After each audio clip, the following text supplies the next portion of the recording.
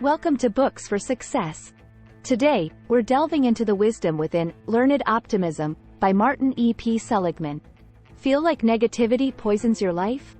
Flip the flow with the transformative power of optimism and unlock your potential for joy and resilience. You'll learn why optimists are successful, how to unlearn pessimism, what shapes a resilient mind, how does hope boost health. Before we begin, subscribe and ring the bell for notifications if you want to keep receiving the knowledge of book summaries about health, wealth, love, psychology, and much more. Don't be shy about dropping your book suggestions for us to summarize. Also, you can use this video as an audiobook summary. Let's grow and succeed together. It's impossible to achieve long-term success as long as we are pessimistic. Success is often attached to talent and hard work, but one aspect of hard work many people overlook is confidence. Confidence is the main component of optimism. It is the foundation on which it is laid. Unless we are confident, we will find it hard to overcome obstacles. Confidence is what makes us push forward, even when things seem hard. It's the driving force that makes us successful in school, at work, or in our businesses. Pessimism, on the other hand, kills all of our confidence. Without confidence, we lack self-control and the will to keep going. We blame ourselves for everything, and we are quickly drawn into a depressive state that can become very devastating. We become hopeless, and we place little to no value on ourselves. Pessimism is not an ideal way of life, and it should be disputed as much as possible. Martin Seligman's belief that we should all embrace optimism should resonate in our hearts.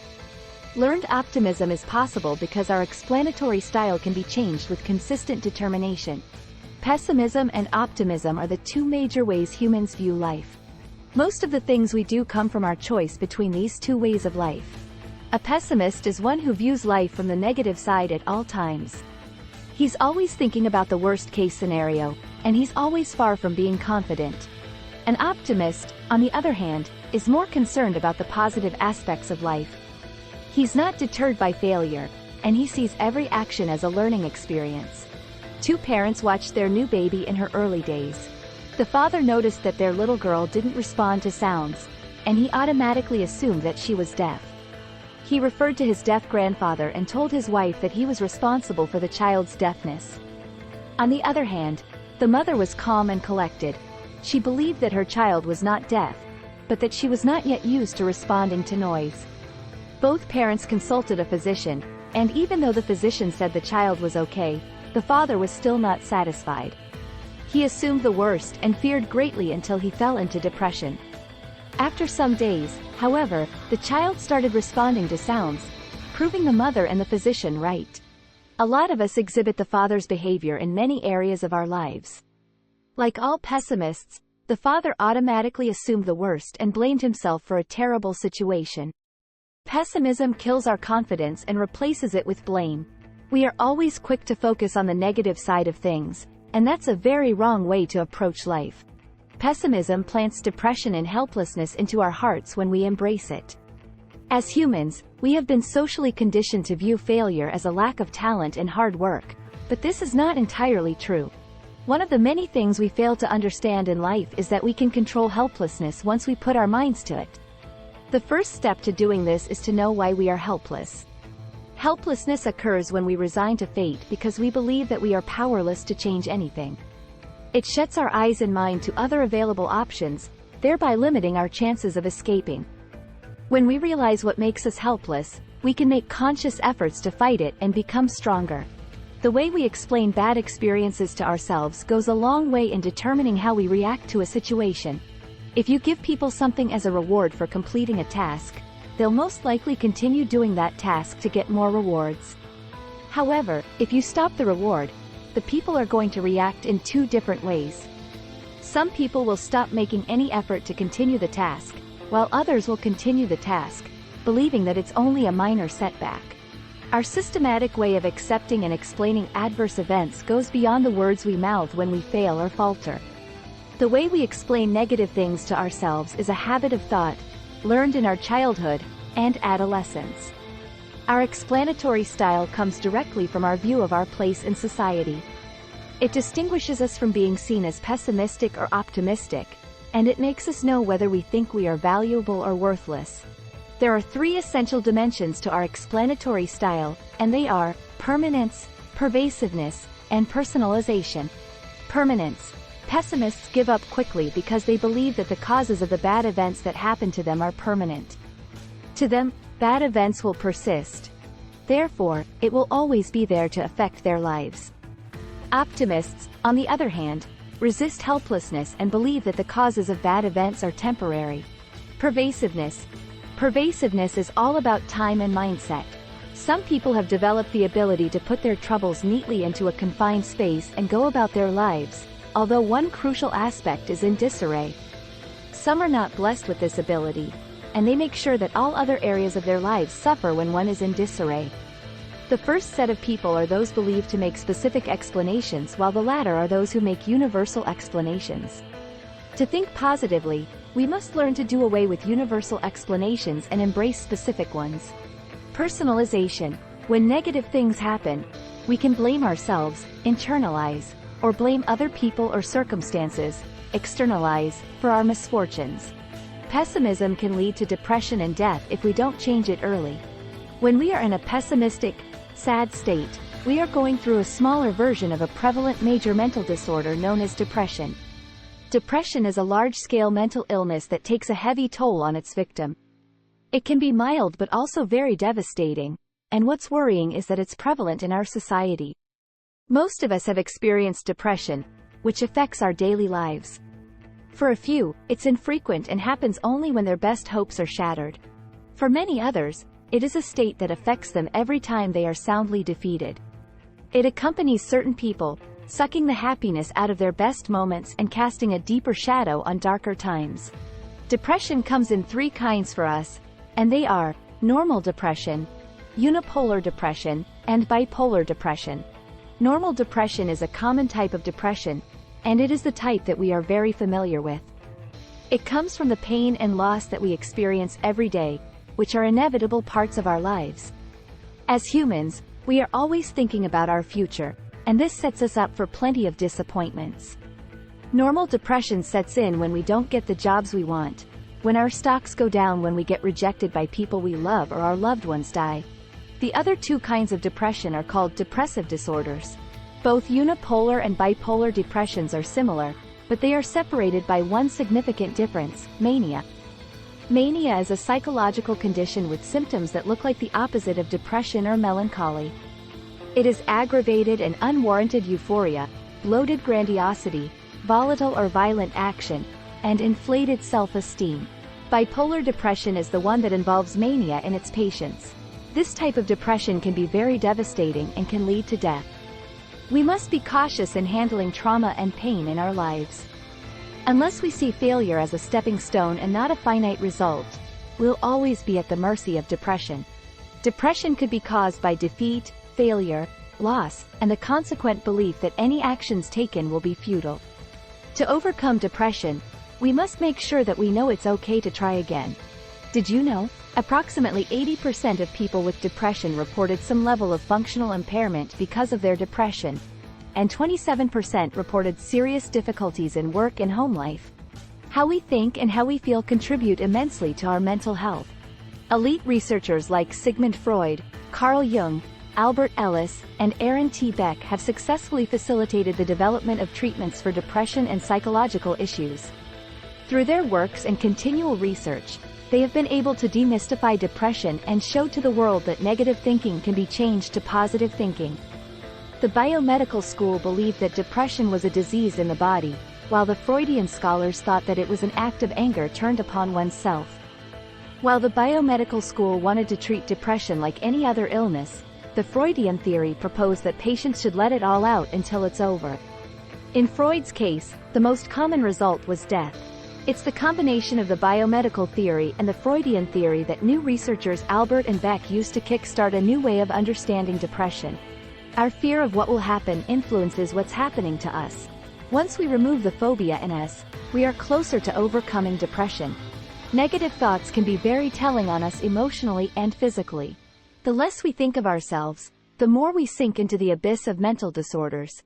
We must control our reactions to things because they determine our emotional intelligence. Most of the things we worry about are things that are beyond our influence and control.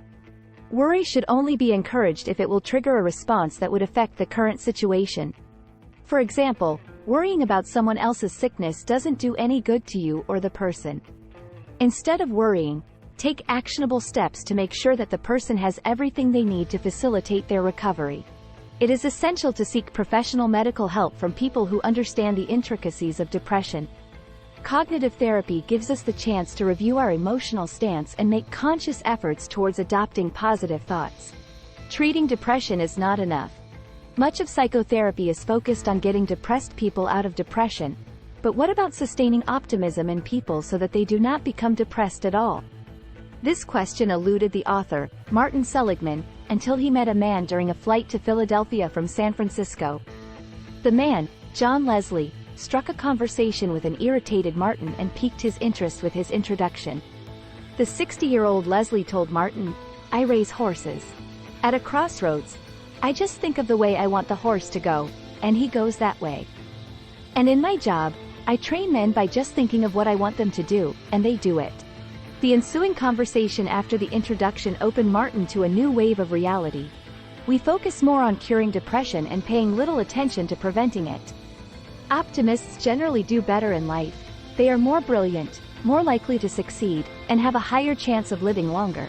We must always find ways to celebrate ourselves and enjoy our victories, no matter how small they are.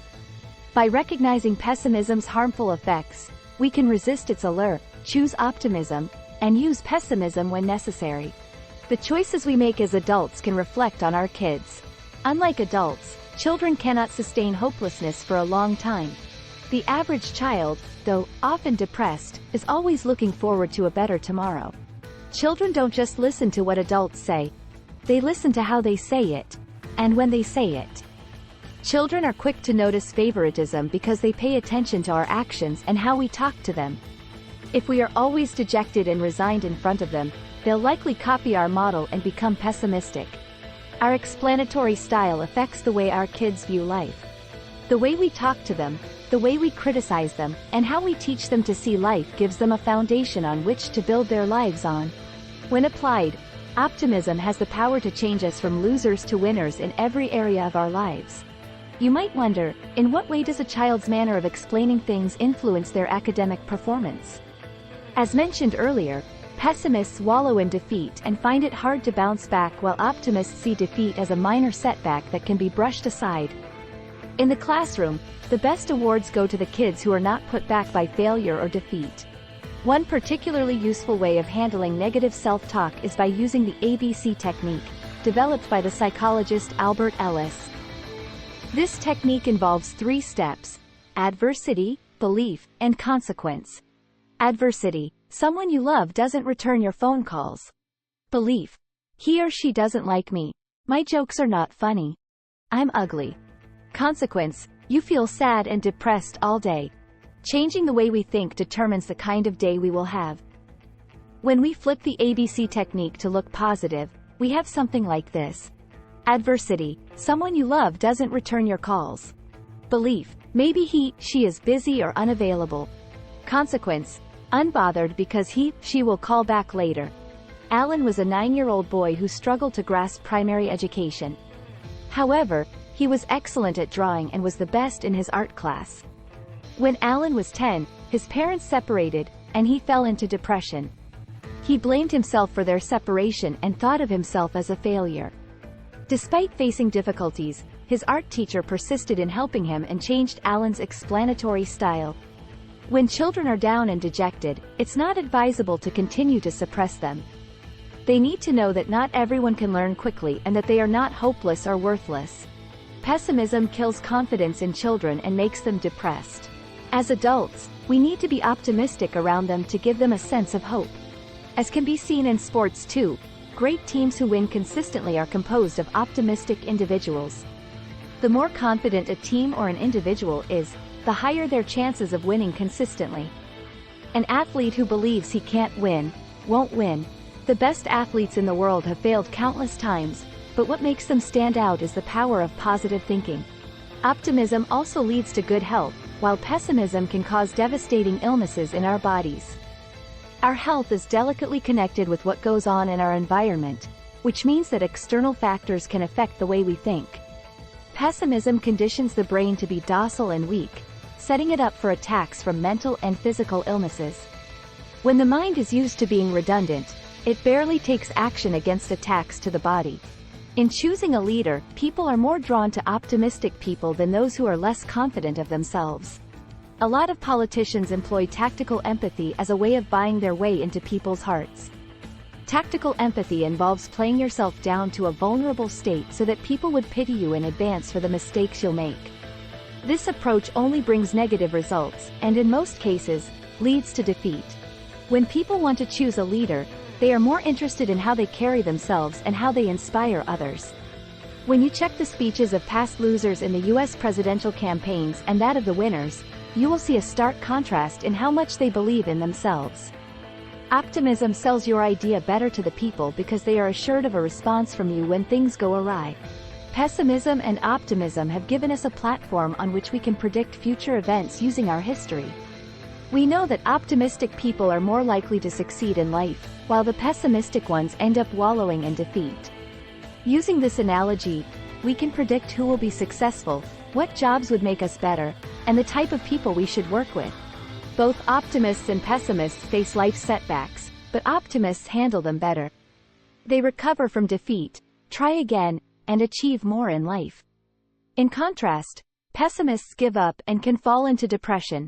Therefore, it's beneficial to adopt optimism over pessimism. You must use optimism if you want to get a promotion, fight depression, become a leader and inspire others, continue winning, etc. However, you must avoid using optimism if you want to plan for a risky or uncertain future, appear sympathetic, etc. We must teach our children how to unlearn pessimism so that they can excel better in life.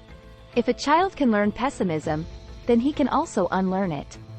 A child needs to learn optimism from a very young age so that he'll be able to cope with adversity and oppression. As adults, we are majorly responsible for creating a model for children to copy. A kid born into a home where everyone is optimistic will find it easier to develop faster and win more in life. We must teach our children how to think and react to situations. We must make them realize that blaming themselves all the time will only set them down the path of depression.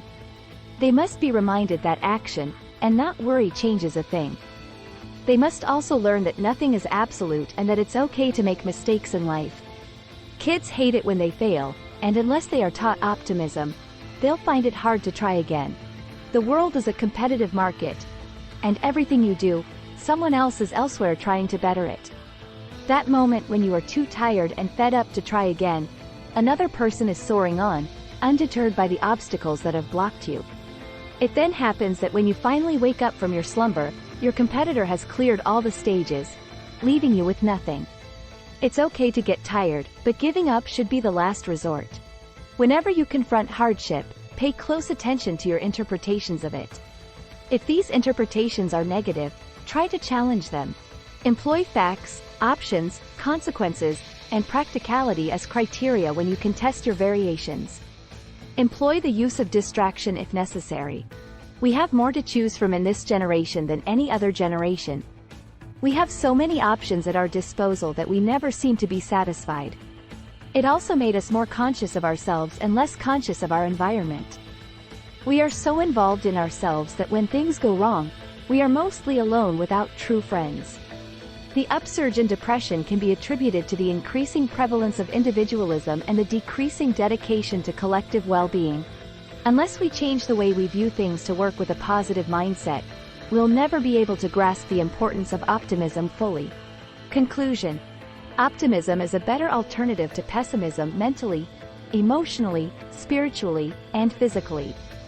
Optimists tend to be happier, more successful people because of the way they think and approach life generally.